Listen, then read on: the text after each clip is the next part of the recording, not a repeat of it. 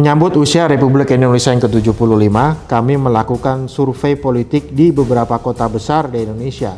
Survei politik yang kami lakukan ini dilakukan bertujuan untuk melihat persepsi publik atas beberapa isu penting terkait kemerdekaan Republik Indonesia. Riset ini kami bagi menjadi 3 bagian utama. Bagian pertama yaitu ingin melihat apa yang publik harapkan di usia Republik Indonesia yang ke-75. Bagian kedua, kami juga bertanya kepada publik kira-kira di usia Republik yang ke-75 ini apakah yang publik persepsikan menjadi ancaman bagi Republik Indonesia. Dan di bagian ketiga atau bagian terakhir, kami juga bertanya kepada publik dan nanti Anda akan bisa melihat datanya negara-negara mana yang dianggap publik sebagai ancaman dan apa alasannya. Bagian pertama dari survei yang kami lakukan di beberapa kota besar di Indonesia ini, kami ingin mencoba mengungkap apa perasaan publik tentang harapan mereka di usia Indonesia yang ke-75 ini.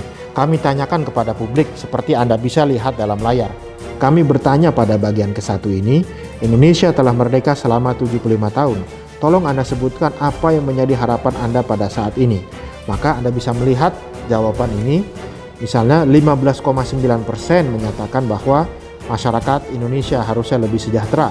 13,8% menyatakan Indonesia harusnya bisa lebih maju daripada negara lain.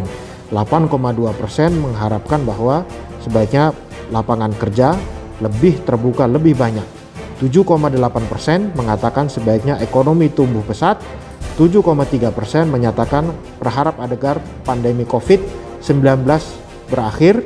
6,5% menyatakan penegakan hukum yang adil, 4,3% menyatakan kebutuhan dasar rakyat terjamin, 3% menyatakan agar Indonesia ini bebas dari korupsi, dan data-data seperti yang Anda bisa lihat pada tabel atau grafik di depan Anda ini.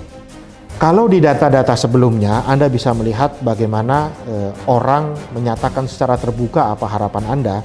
Dari jawaban secara terbuka itu, kemudian kami melakukan klasifikasi.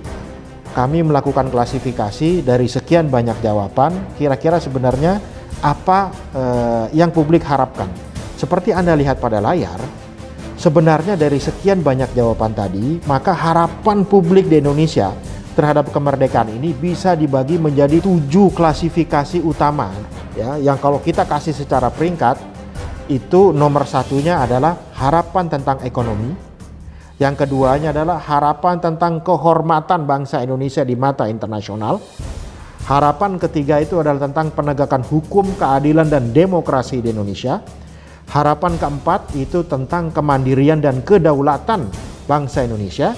Harapan kelima khususnya tentang pandemi COVID. Harapan keenam itu tentang kualitas SDM yang ada di Indonesia. Harapan ketujuh yaitu tentang persatuan yang ada di Republik Indonesia. Dari 7 jenis harapan publik terhadap Indonesia, kita bisa melihat ada 3 klasifikasi utama harapan itu. Yang pertama itu adalah harapan di bidang ekonomi. Ini terlihat bahwa ada 36,2% publik yang menyatakan bahwa ekonomi itu menjadi satu harapan yang paling besar. Ini tentu merupakan sesuatu yang sangat wajar karena di tengah-tengah era pandemi COVID seperti ini, kita tahu pertumbuhan ekonomi di Indonesia itu sudah memasuki persentase yang negatif, itu artinya mengalami penurunan.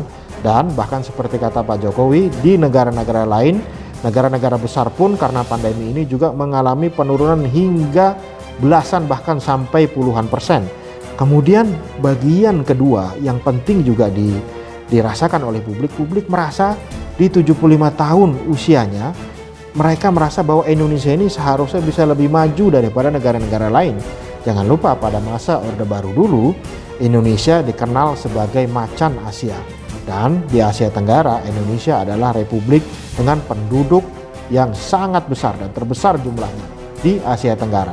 Belum lagi memiliki sumber daya alam yang melimpah, sehingga wajar publik yang kemudian merasakan bahwa seharusnya kita bisa lebih maju dari negara-negara lain.